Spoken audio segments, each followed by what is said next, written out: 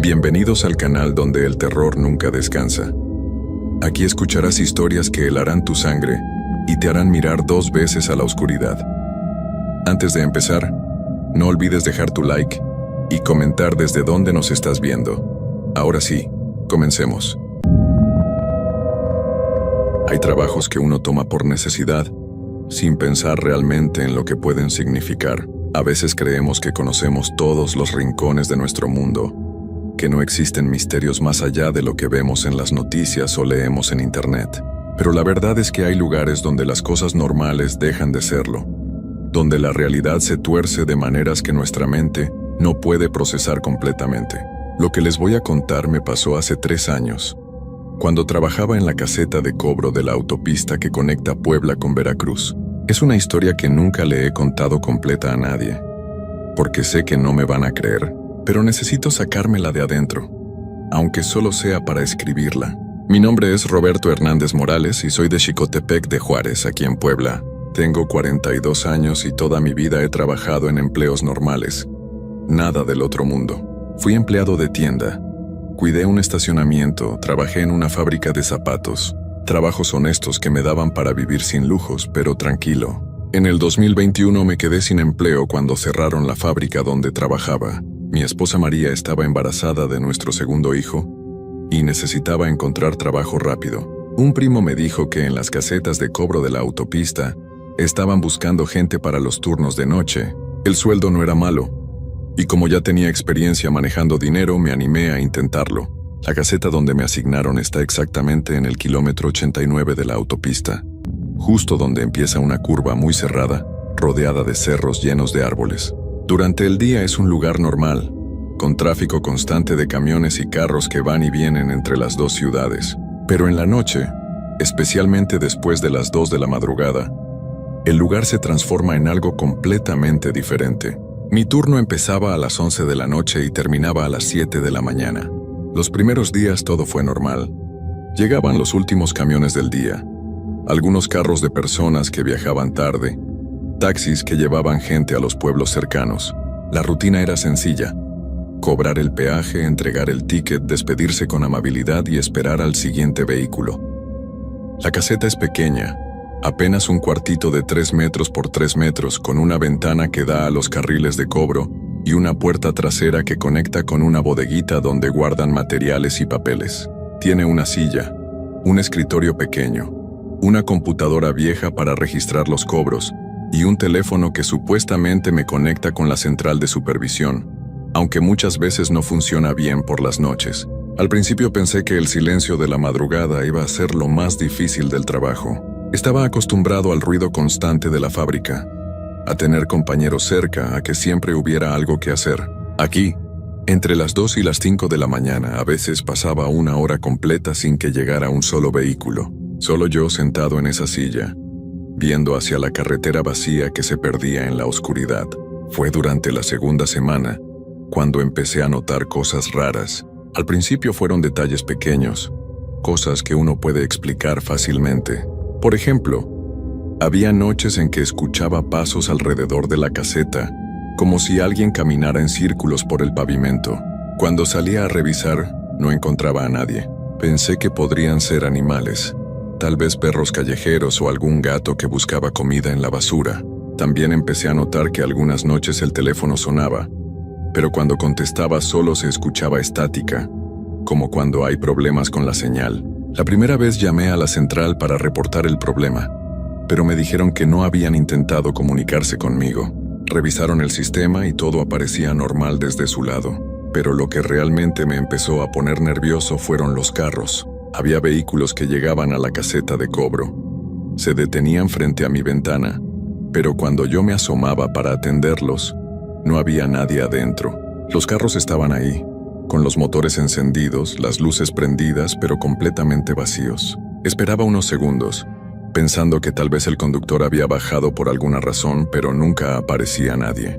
Después de esperar 1 minuto o 2, los carros simplemente se iban solos. Arrancaban lentamente, pasaban por debajo de la pluma de cobro sin pagar y se perdían en la oscuridad de la carretera. Al principio pensé que era mi imaginación, que tal vez no veía bien por el cansancio, o porque los vidrios de algunos carros están muy polarizados, pero empezó a pasar con más frecuencia, y siempre seguía el mismo patrón.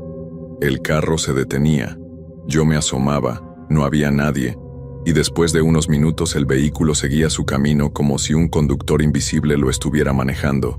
Una noche decidí salir de la caseta cuando llegó uno de esos carros vacíos. Era un sedán blanco.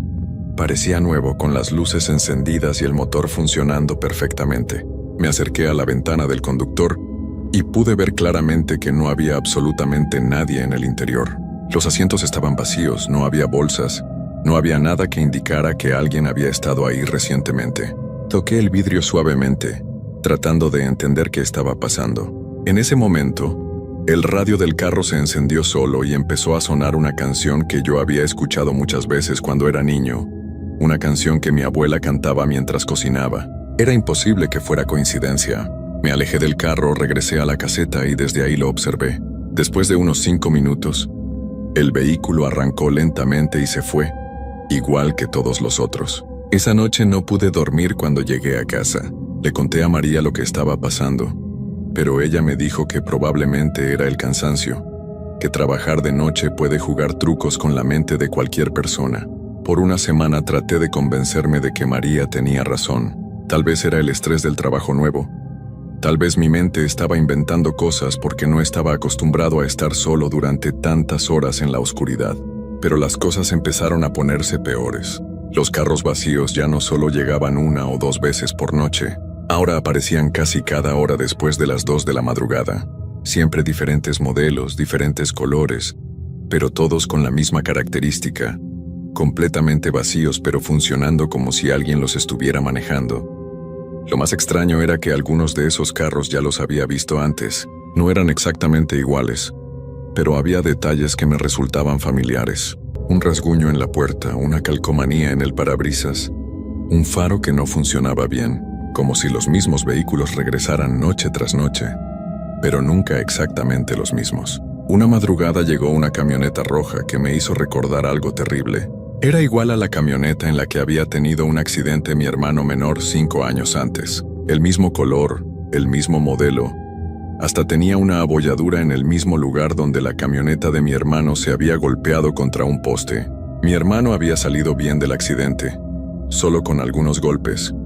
Pero ver esa camioneta ahí, vacía, con el motor encendido, me revolvió el estómago de una manera que no puedo explicar. Me quedé viendo hacia la camioneta por varios minutos, sin atreverme a salir de la caseta. Después de un rato la radio se encendió sola, igual que había pasado con el carro blanco. Pero esta vez no era una canción, era la voz de un locutor de noticias, y estaba hablando sobre un accidente que había pasado esa misma tarde en la autopista, a unos 20 kilómetros de donde yo estaba. El locutor describía exactamente el accidente que había tenido mi hermano 5 años antes, con los mismos detalles, los mismos nombres, la misma hora. Era como si alguien estuviera repitiendo una noticia vieja, pero presentándola como si hubiera pasado ese mismo día. Corrí hacia el teléfono para llamar a mi hermano, para asegurarme de que estuviera bien, pero el teléfono no tenía línea. Intenté con mi celular, pero no había señal. La camioneta se quedó ahí por casi media hora. Durante todo ese tiempo, yo estaba pegado a la ventana de la caseta, sudando frío, con el corazón latiéndome tan fuerte que podía escucharlo en mis oídos. Cuando finalmente se fue, arrancó de una manera muy rara. En lugar de irse hacia adelante como hacían todos los otros carros vacíos, se fue en reversa, muy lentamente, hasta que desapareció en la curva. Durante todo el recorrido las luces traseras parpadeaban como si fuera una señal, como si alguien me estuviera tratando de decir algo. Esa fue la primera noche que pensé seriamente en renunciar al trabajo, pero no podía. María ya estaba en los últimos meses del embarazo, y yo era la única fuente de ingresos de la casa. Además, si le decía la verdad sobre lo que estaba pasando, ella iba a preocuparse mucho, y el doctor le había dicho que tenía que evitar el estrés. Decidí que iba a aguantar hasta que naciera el bebé, y después buscaría otro trabajo. Las siguientes noches fueron un poco más tranquilas. Los carros vacíos siguieron llegando, pero ya me estaba acostumbrando. Había desarrollado una rutina. Cuando llegaba un carro sin conductor, yo me quedaba dentro de la caseta. Esperaba a que se fuera. y continuaba con mi trabajo como si nada hubiera pasado. Pero entonces empezaron a aparecer las personas. La primera vez que vi a alguien caminar por la carretera en plena madrugada, pensé que era un conductor que había tenido problemas con su carro y estaba buscando ayuda. Era un hombre joven, tal vez de unos 25 años, vestido con ropa normal, jeans, camisa, zapatos de trabajo. Caminaba por el acotamiento de la carretera, viniendo desde la dirección de Veracruz hacia Puebla. Salí de la caseta para preguntarle si necesitaba ayuda, si quería que llamara a una grúa o si tenía algún familiar que pudiera venir por él. Cuando me acerqué, él volteó hacia mí y me sonrió. Era una sonrisa normal, amigable, como la de cualquier persona que se encuentra con un desconocido en la carretera. Pero cuando vi sus ojos me di cuenta de que algo estaba muy mal. Sus ojos estaban completamente negros. No tenían pupila, no tenían iris, no tenían la parte blanca que todos tenemos. Eran como dos hoyos negros en su cara. Pero él seguía sonriendo como si todo fuera normal. Me quedé parado ahí sin poder moverme, viendo esos ojos que no eran ojos. Él me extendió la mano, como si quisiera saludarme, y cuando habló, su voz sonaba como si viniera de muy lejos, aunque estaba parado justo enfrente de mí. Me dijo, ¿usted no me reconoce? Yo negué con la cabeza tratando de retroceder hacia la caseta, pero mis piernas no me respondían. Yo vengo aquí todas las noches, me dijo, todavía sonriendo con esa sonrisa que ya no me parecía amigable. Usted me ha visto muchas veces, yo manejo el carro blanco. En ese momento entendí que él era el conductor de uno de los carros vacíos, o mejor dicho, que los carros no estaban vacíos, solo que yo no podía ver a las personas que los manejaban. ¿Por qué no puede entrar a la caseta?, me preguntó inclinando la cabeza como si fuera un niño curioso. Esa pregunta me heló la sangre. ¿Cómo sabía él que yo no podía entrar a la caseta cuando llegaban los carros vacíos? ¿Cómo sabía que yo me escondía adentro? Finalmente logré mover las piernas y corrí hacia la caseta. Cerré la puerta con seguro y me quedé ahí, temblando, viendo por la ventana. El hombre siguió parado en el mismo lugar por varios minutos, todavía sonriendo, todavía con esos ojos negros fijos en la caseta. Después empezó a caminar hacia mí, muy lentamente, como si tuviera todo el tiempo del mundo. Cuando llegó a la ventana de cobro, se inclinó y me miró directamente. Puso sus manos en el vidrio y me dijo, la próxima vez que venga voy a traer a mis amigos. Ellos también quieren conocerlo. Después se alejó caminando por la carretera, en la misma dirección por donde había llegado, hasta que desapareció en la oscuridad. Esa noche llamé por teléfono a la empresa al día siguiente, para reportar que me sentía enfermo y no podía ir a trabajar. Necesitaba al menos una noche para pensar, para tratar de entender qué estaba pasando, pero no pude dormir en todo el día. Cada vez que cerraba los ojos veía esos ojos negros y escuchaba esa voz que parecía venir de muy lejos. La próxima vez voy a traer a mis amigos. María se dio cuenta de que algo andaba mal conmigo, pero cuando me preguntaba, yo le decía que solo era cansancio del trabajo nocturno. No podía contarle la verdad. ¿Cómo le explicas a tu esposa embarazada que en tu trabajo aparecen personas con ojos negros que manejan carros invisibles? Al día siguiente tuve que regresar. No podía faltar más días porque necesitaba el trabajo. Llegué a la caseta con una linterna nueva, una lámpara portátil extra, y hasta me llevé una pequeña radio para tener compañía durante las horas más solitarias. Las primeras horas de la noche fueron normales. Llegaron algunos carros reales con personas reales adentro. Cobré los peajes, entregué los tickets, todo como siempre. Por un momento pensé que tal vez todo había sido producto de mi imaginación, que las noches anteriores había estado más estresado de lo que creía. Pero después de las 2 de la madrugada, las cosas volvieron a empezar. Primero llegó el carro blanco que ya conocía. Esta vez no me asomé para ver si había alguien adentro. Me quedé sentado en mi silla, mirando hacia otro lado esperando a que se fuera, pero no se fue. Se quedó ahí parado con el motor encendido, durante más tiempo del normal. Podía escuchar el ruido del motor desde la caseta, un sonido constante que empezó a ponerme más y más nervioso.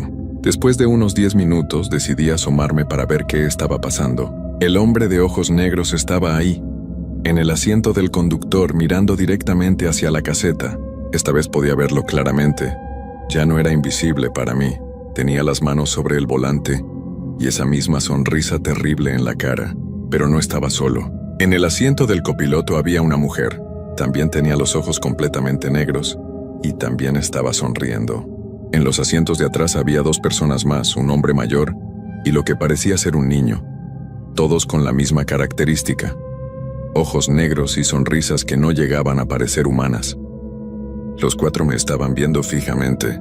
El conductor bajó la ventanilla y me hizo una seña con la mano, como si quisiera que me acercara al carro. Yo negué con la cabeza y retrocedí hacia el interior de la caseta. Entonces todos empezaron a hablar al mismo tiempo, pero no podía entender lo que decían porque hablaban encimados, como si fuera una conversación que no tenía sentido. Sus voces se mezclaban y formaban un sonido extraño, como cuando sintonizas mal una radio y escuchas varios programas al mismo tiempo. De repente se callaron todos al mismo tiempo. El conductor me gritó desde el carro: «Roberto, ¿por qué no quiere hablar con nosotros?». El hecho de que supiera mi nombre me dejó helado. En ningún momento les había dicho cómo me llamaba. En la caseta no hay ningún letrero con mi nombre.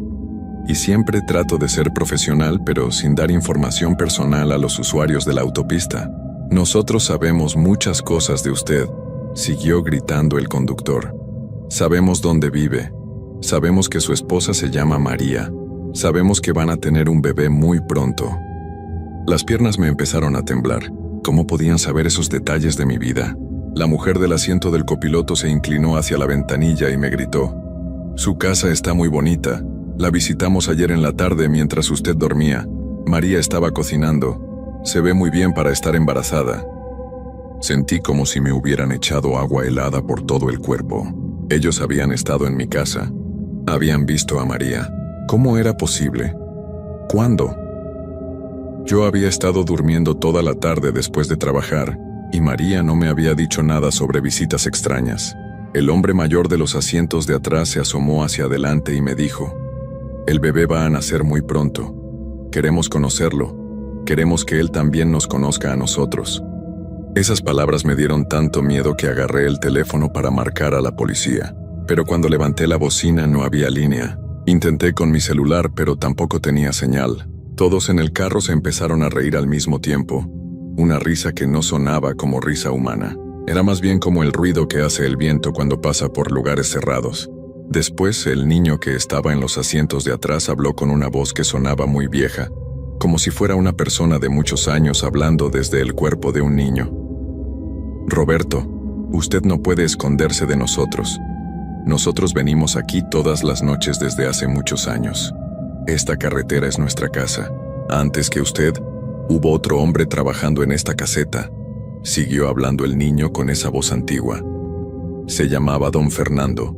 Él también trató de ignorarnos al principio, pero al final entendió que era mejor ser nuestro amigo. «¿Qué le pasó a Don Fernando?», me escuché preguntar aunque no había querido hablar. Todos se volvieron a reír con esa risa horrible. «Don Fernando ya no trabaja aquí», dijo el conductor, «pero todavía viene a visitarnos. Él maneja la camioneta azul que usted ve algunas noches. ¿No se había dado cuenta?». En ese momento, recordé la camioneta azul que había visto varias veces entre los carros vacíos. Una camioneta vieja, con la pintura descarapelada que siempre llegaba muy tarde en la madrugada y se quedaba parada frente a la caseta por largo tiempo. Don Fernando entendió que era mejor unirse a nosotros que seguir resistiéndose, dijo la mujer. Ahora él está muy contento. Ya no tiene que preocuparse por el dinero, ya no tiene que preocuparse por su familia, ya no tiene que preocuparse por nada. ¿Dónde está su familia?, pregunté, aunque ya no quería escuchar la respuesta. Su familia está con él, respondieron todos al mismo tiempo, con esas voces que se mezclaban y formaban un sonido que me lastimaba los oídos. Todos juntos, para siempre. Después de eso, arrancaron el carro y se fueron lentamente igual que siempre, pero antes de perderse en la curva el conductor gritó: «Mañana vamos a traer a don Fernando para que lo conozca. Él le va a explicar mejor cómo funcionan las cosas aquí». Me quedé temblando en la caseta hasta que salió el sol, y llegó mi reemplazo del turno de la mañana. Durante todo el día no pude pensar en otra cosa. ¿Quién era don Fernando? ¿Había trabajado realmente en esta caseta antes que yo? ¿Qué les había pasado a él y a su familia? Esa tarde fui a la oficina de la empresa de autopistas para preguntar sobre el empleado anterior de mi caseta. La recepcionista revisó los archivos y me confirmó que sí.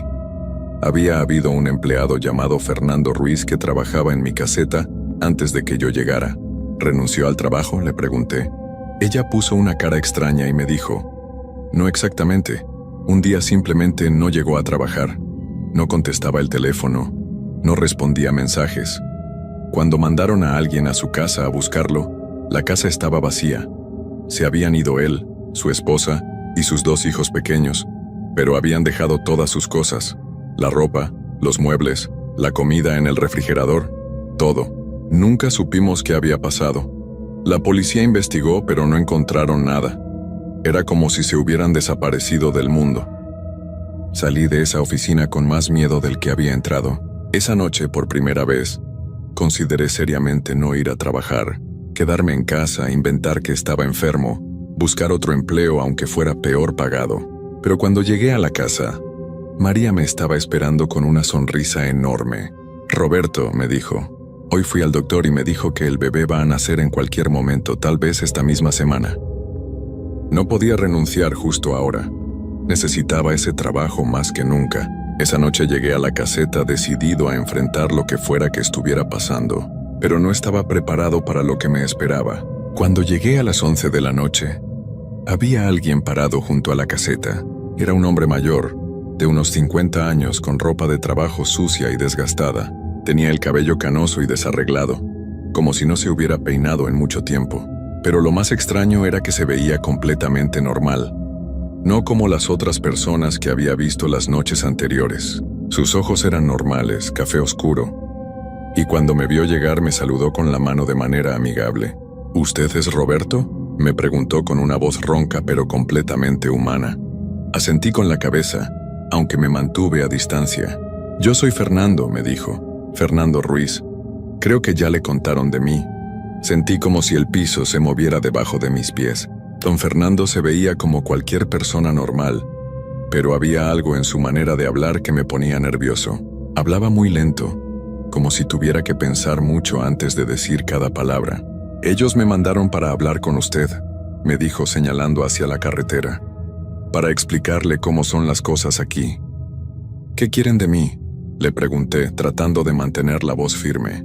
«No quieren nada malo», respondió don Fernando. «Solo quieren que usted entienda que este lugar es especial, que esta carretera no es como las otras carreteras». Se acercó un poco más y pude ver que tenía marcas extrañas en el cuello, como cicatrices muy finas que formaban líneas que no parecían naturales. «¿Qué les pasó a su familia?», le pregunté directamente. Don Fernando sonrió, pero era una sonrisa triste, como la de alguien que ha perdido algo muy importante. «Mi familia está bien», me dijo. «Están mejor ahora. Ya no tienen que preocuparse por nada. Ya no sienten hambre, ya no sienten frío, ya no sienten miedo». «¿Dónde están?». «Están aquí conmigo», respondió, pero cuando miré alrededor no vi a nadie más. «Siempre están aquí conmigo, en el carro azul, en la carretera, en la oscuridad. Nunca nos separamos». Las palabras de don Fernando me dieron escalofríos, pero traté de mantener la calma. «¿Por qué me está diciendo esto?». «Porque usted va a tener que tomar una decisión muy pronto», me dijo, y su voz se volvió más seria. «Ellos quieren conocer a su bebé. Quieren que su familia sea parte de este lugar, como lo es la mía». «Eso nunca va a pasar», le dije, sintiendo como la rabia empezaba a mezclarse con el miedo. Don Fernando negó con la cabeza lentamente. «Eso es lo que yo pensé al principio», me dijo. «Pero después entendí que no tenía opción, que era mejor aceptar que seguir resistiéndose». «¿Qué pasa si me niego?». «Si usted se niega, ellos van a ir a buscar a su familia de todas maneras», me dijo con esa misma voz triste. «Y va a ser más difícil para todos. Es mejor que usted los ayude, que esté con ellos cuando pase». En ese momento escuché el ruido de varios carros que se acercaban por la carretera. Eran 5 vehículos diferentes, todos con las luces encendidas, todos manejando muy lentamente en fila, como una procesión. Se detuvieron frente a la caseta, y pude ver que en cada carro había varias personas con ojos negros, todas mirando hacia donde yo estaba. «Ya llegaron», me dijo don Fernando. «Vinieron todos para conocerlo mejor. Las puertas de los carros se empezaron a abrir y comenzaron a salir personas. Hombres, mujeres, niños, todos con esos ojos terribles. Todos con esas sonrisas que no parecían humanas. En total eran como 20 personas, y todas se pusieron en fila frente a la caseta.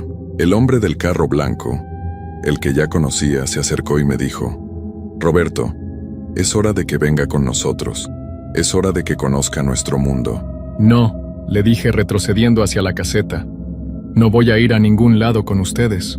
«Su esposa María tuvo al bebé hace 2 horas», me dijo la mujer que había visto en el carro la noche anterior.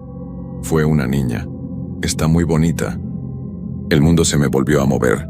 ¿Cómo podían saber eso? Yo había hablado con María antes de venir al trabajo y ella estaba bien, sin dolores, sin señales de que el parto fuera a empezar. «Están mintiendo», dije, pero mi voz sonó débil hasta para mí mismo. «Llame al hospital», me dijo el niño con voz de viejo. «Confirme si estamos mintiendo». Con las manos temblando saqué mi celular. Por primera vez en semanas tenía señal completa. Marqué el número del hospital y pregunté por María Hernández, que había ingresado esa noche para dar a luz. La enfermera me confirmó que sí, que María había llegado de emergencia hacía algunas horas y que había tenido a una niña sana y hermosa. «¿Puedo hablar con ella?», pregunté. «Lo siento, señor, pero su esposa está durmiendo ahora. Ha sido un parto difícil y necesita descansar. ¿Quiere que le diga que usted llamó?». Colgué el teléfono sin responder. «¿Ve?», me dijeron todas esas personas al mismo tiempo, con sus voces mezclándose en ese sonido horrible. «Nosotros nunca mentimos». «Ahora su familia está completa», siguió el hombre del carro blanco. «Y nosotros queremos ser parte de esa familia. Queremos que ustedes sean parte de la nuestra». «¿Qué significa eso?». «Significa que usted ya no va a trabajar en esta caseta», me dijo don Fernando acercándose por detrás. «Significa que va a trabajar con nosotros, en la carretera, durante las noches, para siempre. Y su familia va a estar siempre con usted», añadió la mujer. «Nunca más van a estar separados, nunca más van a tener problemas de dinero, nunca más van a tener que preocuparse por nada». Todas esas personas empezaron a caminar lentamente hacia la caseta. Yo retrocedí hasta que mi espalda chocó contra la pared trasera. No tenía a dónde correr. «No tengan miedo», me dijo el niño. «Al principio es confuso, pero después es muy fácil. Don Fernando se lo puede explicar». Don Fernando asintió. «Es verdad, Roberto», me dijo. «Al principio pensé que era terrible, pero ahora entiendo que es mejor así. Mi familia y yo nunca habíamos estado tan unidos. Nunca habíamos estado tan en paz». Las personas con ojos negros llegaron hasta la ventana de la caseta. Pusieron sus manos en el vidrio y empezaron a empujarlo suavemente. El vidrio comenzó a agrietarse. «Es hora, Roberto», me dijeron todos al mismo tiempo, y en ese momento entendí que no había manera de escapar, que desde la primera noche que vi los carros vacíos mi destino ya estaba decidido, que esta carretera era realmente su hogar, y que todos los que trabajábamos aquí éramos solo visitas temporales. El vidrio se rompió completamente, y las manos de todas esas personas entraron a la caseta. Lo último que recuerdo es haber pensado en María y en nuestra hija recién nacida, en que tal vez era verdad que era mejor así, que nunca más íbamos a tener que preocuparnos por el dinero o por el futuro. Ahora trabajo en la carretera como don Fernando, manejo un carro diferente cada noche, siempre hacia la caseta donde trabajaba antes. María y la bebé viajan conmigo siempre. Ellas también tienen ojos negros ahora, como yo. El hombre que trabaja en la caseta ahora se llama José Luis. Es nuevo, llegó hace apenas una semana. Al principio se asustaba cuando llegábamos, igual que me pasaba a mí, pero ya se está acostumbrando. Anoche le dijimos que sabemos dónde vive, que conocemos a su familia. Esta noche vamos a llevar a don Fernando para que le explique cómo funcionan las cosas. José Luis va a entender pronto que es mejor aceptar que resistirse, que esta carretera es nuestro hogar y que todos los que trabajan aquí van a ser parte de nuestra familia, para siempre. Si alguna vez tienen que trabajar de noche en una caseta de cobro, especialmente en carreteras solitarias rodeadas de cerros, tengan mucho cuidado con los carros que parecen vacíos. No están vacíos, nunca han estado vacíos. Y si empiezan a ver a las personas que los manejan, ya es demasiado tarde para escapar, porque una vez que ellos saben que ustedes pueden verlos, nunca los van a dejar ir.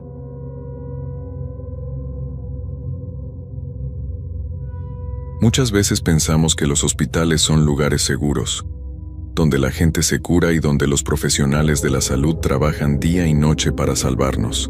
Pero hay cosas que pasan en esos pasillos largos y fríos que nunca llegan a los periódicos. Historias que los doctores prefieren olvidar y que las enfermeras susurran en voz baja durante los cambios de turno. Lo que voy a contarles no es una invención de mi mente, es algo que viví en carne propia hace 5 años, cuando trabajaba como técnico en mantenimiento en el Hospital General de Guadalajara. Mi nombre es Roberto Hernández Morales. Tengo 42 años y soy originario de Tlaquepaque, Jalisco. Todo comenzó cuando me asignaron el turno de noche en el 7º piso, el área de cuidados intensivos. Era un trabajo que nadie quería tomar porque decían que cosas extrañas pasaban ahí después de las 11 de la noche. Yo no creía en esas historias. Necesitaba el trabajo y el pago extra del turno nocturno me venía muy bien para mantener a mi familia. La primera semana fue normal. Llegaba a las 10 de la noche, revisaba los equipos, cambiaba los focos que se habían fundido y me aseguraba de que todo funcionara correctamente. El piso era muy silencioso. Solo se escuchaba el pitido constante de las máquinas que mantenían vivos a los pacientes más graves. Las enfermeras del turno nocturno eran 3 mujeres muy profesionales. La jefa era María Elena Vázquez, una señora de unos 50 años con el cabello siempre perfectamente peinado hacia atrás. Tenía una mirada muy penetrante y casi nunca sonreía. Las otras 2 eran más jóvenes, Carmen Rodríguez y Luz Patricia Mendoza. Carmen era muy callada y siempre parecía nerviosa, como si estuviera esperando que algo malo fuera a pasar. Luz Patricia era la más amigable de las 3, pero tenía una costumbre muy rara de hablar sola mientras trabajaba. Durante mis primeros días ahí, noté que las 3 enfermeras tenían rutinas muy específicas. Siempre revisaban a los pacientes en el mismo orden, siempre caminaban por los pasillos de la misma manera, y siempre se reunían en la estación de enfermería exactamente a las 2 de la madrugada para tomar café. Al principio pensé que era solo disciplina profesional, pero después me di cuenta de que había algo más, algo que no podía explicar con palabras simples. La segunda semana fue cuando empecé a notar las primeras señales de que algo no estaba bien. Era un martes por la noche, alrededor de la 1 de la madrugada, cuando escuché pasos en el pasillo principal. Eran pasos lentos, como si alguien estuviera arrastrando los pies por el suelo. Salí del cuarto de mantenimiento para ver quién era, pero el pasillo estaba completamente vacío. Pensé que tal vez había sido mi imaginación, pero entonces escuché una voz muy suave que susurraba algo que no pude entender. La voz venía del fondo del pasillo, donde estaban las habitaciones de los pacientes más graves. Caminé hacia allá con mi linterna en la mano, pero no encontré a nadie. Cuando regresé a mi trabajo, vi a María Elena parada junto a la estación de enfermería. Me miraba de una manera muy extraña, como si supiera exactamente lo que había escuchado. No me dijo nada, solo siguió mirándome hasta que me metí otra vez al cuarto de mantenimiento. Esa misma noche, alrededor de las 3 de la madrugada, uno de los pacientes de la habitación 712 empezó a gritar. Era un señor mayor que había llegado la semana anterior después de un accidente muy grave. Los gritos eran desesperados, como si estuviera pidiendo ayuda. Las 3 enfermeras corrieron hacia su habitación, pero cuando llegué para ver si necesitaban algo, ya todo estaba en silencio otra vez. María Elena salió de la habitación y me dijo que el paciente había tenido una pesadilla. Pero cuando traté de asomarme para ver cómo estaba, Carmen me bloqueó la entrada y me dijo que era mejor que siguiera con mi trabajo. Había algo en sus ojos que me hizo sentir muy incómodo. El resto de la noche pasó sin más problemas, pero no pude quitarme de la cabeza la expresión de terror que había visto en la cara de Carmen. Era como si hubiera visto algo que la había asustado mucho, pero al mismo tiempo había una sonrisa muy pequeña en sus labios que me perturbó. Los días siguientes fueron similares. Siempre pasaba algo raro durante las primeras horas de la madrugada. A veces escuchaba voces susurrando en habitaciones que se suponía estaban vacías. Otras veces veía sombras moviéndose por los pasillos cuando no debería haber nadie ahí. Y siempre, las 3 enfermeras parecían saber exactamente lo que estaba pasando. La situación se volvió más inquietante cuando empecé a notar que los pacientes más graves Tenían comportamientos muy extraños durante la noche. Algunos gritaban pidiendo que alguien los ayudara, otros susurraban nombres que no reconocía, y otros simplemente se quedaban muy quietos mirando hacia el techo con los ojos muy abiertos. Una noche me atreví a preguntarle a Luz Patricia sobre los comportamientos raros de los pacientes. Ella me miró de una manera muy seria y me dijo que los enfermos graves a veces ven cosas que las personas sanas no pueden ver. Cuando le pregunté qué tipo de cosas, solo me respondió que era mejor no saber, pero yo necesitaba saber. Algo dentro de mí me decía que lo que estaba pasando en ese piso no era normal y que las 3 enfermeras tenían algo que ver con todo esto. La tercera semana fue cuando las cosas se pusieron realmente feas.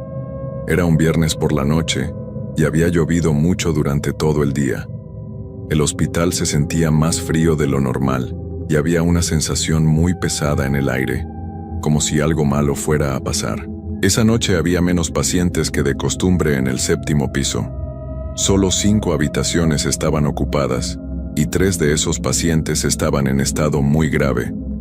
Era perfecto para las enfermeras, porque podían concentrarse mejor en sus tareas, o eso pensé yo en ese momento. Alrededor de las 11:30 de la noche, mientras estaba reparando una lámpara en el pasillo norte, escuché a María Elena hablando por teléfono en la estación de enfermería.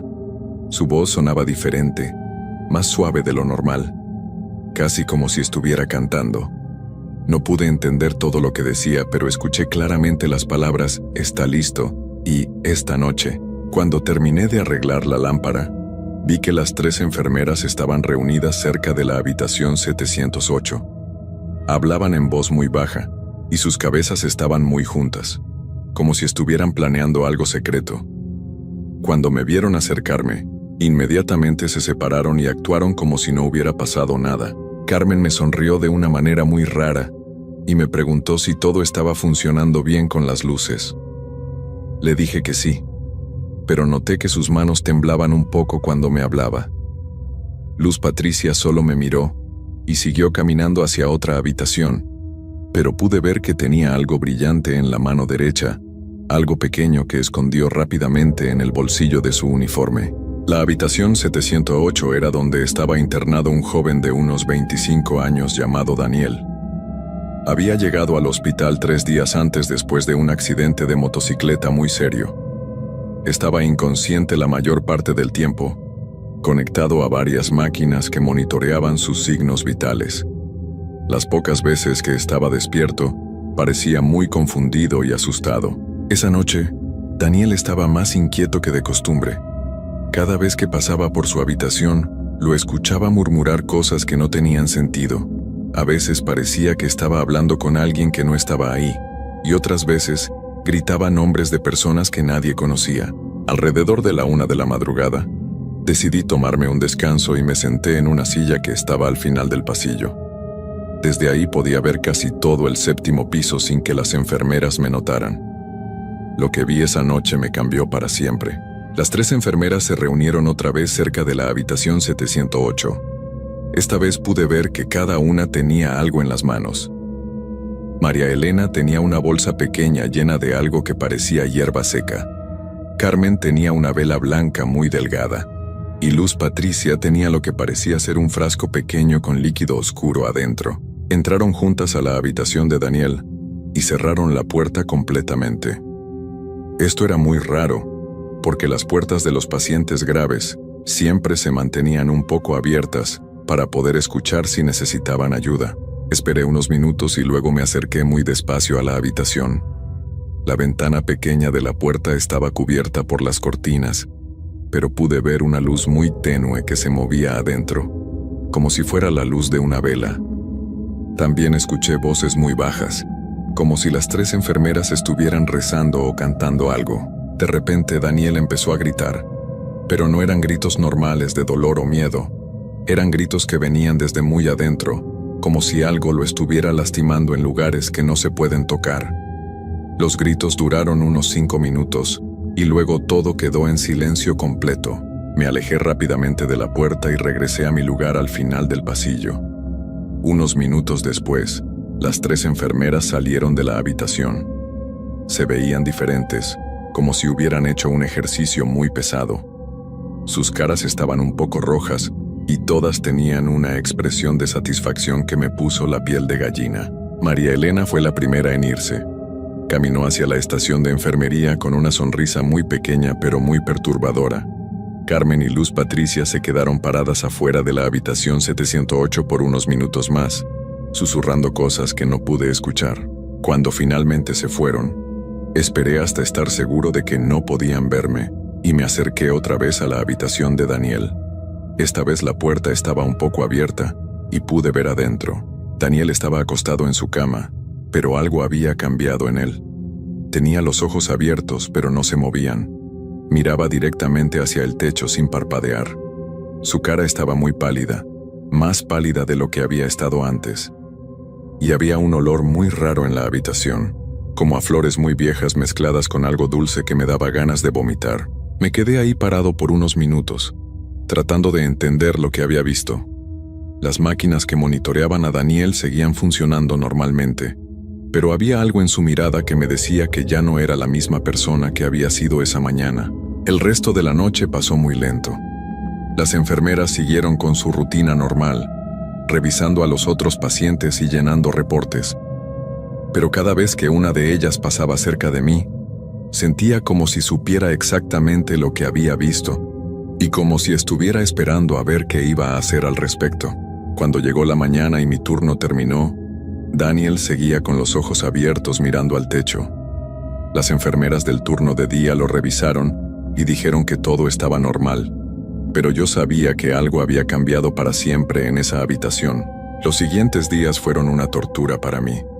No podía dormir bien durante el día porque cada vez que cerraba los ojos, veía la cara de Daniel con esa mirada vacía. Tampoco podía comer mucho porque el olor dulce y enfermizo que había sentido en su habitación parecía seguirme a todas partes. Mi esposa Elena notó que algo me pasaba. Me preguntaba por qué estaba tan nervioso y por qué me despertaba gritando en las noches. Yo quería contarle todo, pero sabía que no me iba a creer. Incluso yo mismo dudaba de lo que había visto. Tal vez había sido mi imaginación, tal vez el cansancio me estaba jugando una mala pasada, pero cuando regresé al hospital el lunes siguiente, supe que todo había sido muy real. Daniel ya no estaba en la habitación 708. Cuando le pregunté a una de las enfermeras del turno de día qué había pasado con él, me dijo que se lo habían llevado a otro piso porque su condición había mejorado mucho. Pero la manera en que me lo dijo, evitando mirarme a los ojos, me hizo saber que me estaba mintiendo. Esa noche las 3 enfermeras del turno nocturno actuaron como si nada hubiera pasado. María Elena me saludó con su sonrisa fría de siempre. Carmen siguió comportándose de manera nerviosa, pero ahora había algo diferente en ella, como si estuviera más tranquila por dentro. Y Luz Patricia parecía más contenta, tarareaba canciones mientras trabajaba y ya no hablaba sola como antes. Alrededor de las 10:30 de la noche, llegó una ambulancia con un nuevo paciente. Era una señora mayor llamada Esperanza, que había sufrido un derrame cerebral muy severo. La pusieron en la habitación 708, la misma donde había estado Daniel.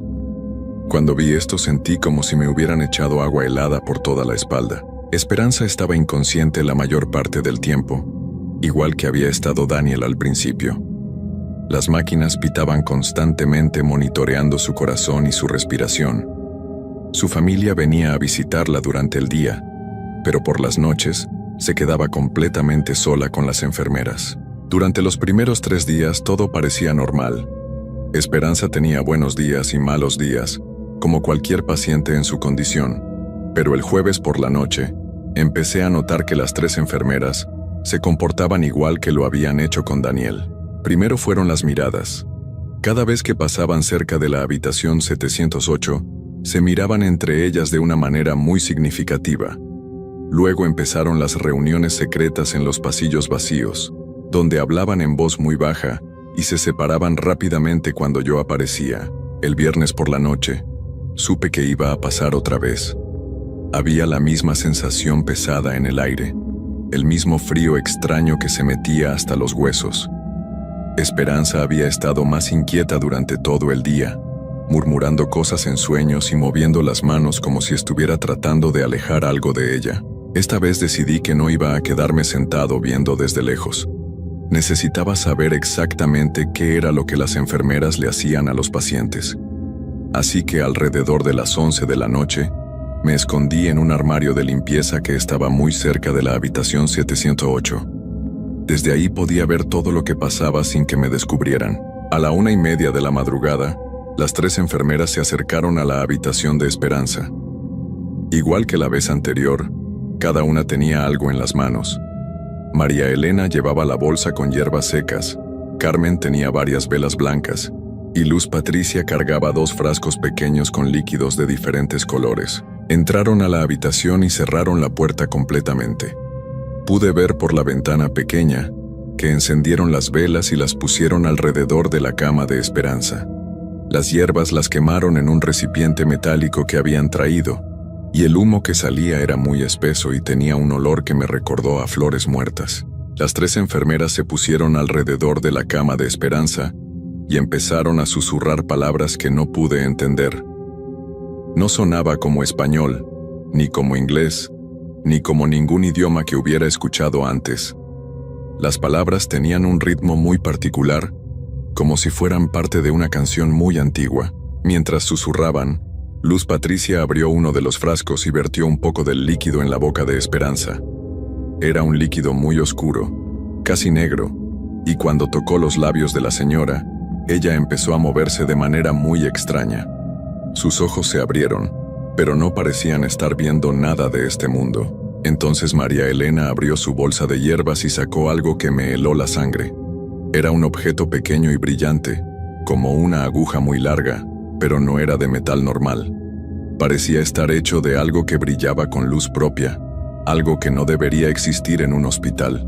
Carmen tomó las manos de Esperanza y las puso sobre su pecho, mientras María Elena acercaba la aguja brillante hacia el cuello de la señora. En ese momento, Esperanza empezó a hacer un sonido que nunca voy a poder olvidar. No era un grito, ni un gemido, ni nada que una persona normal pudiera hacer. Era como si algo muy profundo dentro de ella estuviera siendo arrancado de raíz. El sonido duró varios minutos, y durante todo ese tiempo las 3 enfermeras siguieron susurrando sus palabras extrañas. Las velas se movían sin que hubiera viento, y el humo de las hierbas formaba figuras en el aire que parecían tener vida propia. Cuando finalmente el sonido se detuvo, Esperanza se quedó completamente inmóvil. Sus ojos seguían abiertos, pero al igual que había pasado con Daniel, ya no había nada detrás de ellos. Era como si hubieran vaciado todo lo que la hacía ser quien era. Las enfermeras recogieron sus cosas rápidamente y apagaron las velas. Antes de salir de la habitación, María Elena se acercó a Esperanza y le susurró algo al oído. No pude escuchar qué le dijo, pero vi que la sonrisa que tenía en la cara era la cosa más terrorífica que había visto en toda mi vida. Cuando salieron de la habitación, me quedé escondido en el armario por mucho tiempo. Tenía tanto miedo que no podía mover las piernas. Sabía que había visto algo que no debería haber visto. Algo que estas mujeres habían estado haciendo por mucho tiempo, sin que nadie se diera cuenta. Finalmente logré salir del armario y me acerqué a la habitación de Esperanza. Estaba acostada igual que Daniel había estado, con los ojos abiertos mirando al techo. Pero había algo más. En el cuello, exactamente donde María Elena había puesto la aguja brillante, había una marca muy pequeña. Era como una quemadura, pero de una forma muy rara, como si fuera un símbolo de algo muy antiguo. Al día siguiente decidí que tenía que hacer algo. No podía seguir viendo cómo estas mujeres le hacían cosas horribles a los pacientes más indefensos del hospital. Pero cuando traté de hablar con el doctor encargado del 7º piso, el doctor Ramírez, me di cuenta de que nadie me iba a creer. Le conté todo lo que había visto, tratando de sonar lo más calmado posible. Le hablé de las reuniones secretas, de los objetos extraños, de los rituales nocturnos. Pero mientras más hablaba, más se notaba en su cara que pensaba que yo estaba loco. Al final me dijo que probablemente el estrés del trabajo nocturno me estaba afectando y que tal vez sería mejor que tomara unas vacaciones. Esa noche, cuando llegué a trabajar, noté inmediatamente que algo había cambiado.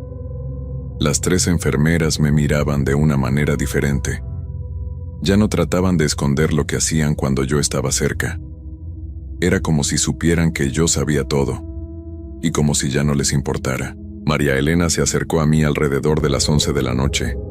Me habló con una voz muy suave, casi maternal, pero había algo en sus ojos que me daba mucho miedo. «Roberto», me dijo, «hemos notado que has estado muy interesado en nuestro trabajo, que has estado observando nuestras rutinas nocturnas con mucha atención».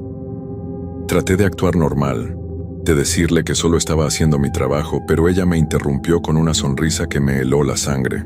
«No te preocupes», continuó. «Entendemos tu curiosidad. De hecho, creemos que podría ser muy útil para nosotras. Hay tanto trabajo que hacer, tantos pacientes que necesitan nuestra ayuda especial». En ese momento entendí que no había escape. Estas mujeres llevaban años, tal vez décadas, haciendo lo que yo había visto. Y nadie en el hospital sabía la verdad, o si la sabían, preferían ignorarla. Los pacientes que mejoraban y eran trasladados a otros pisos nunca regresaban.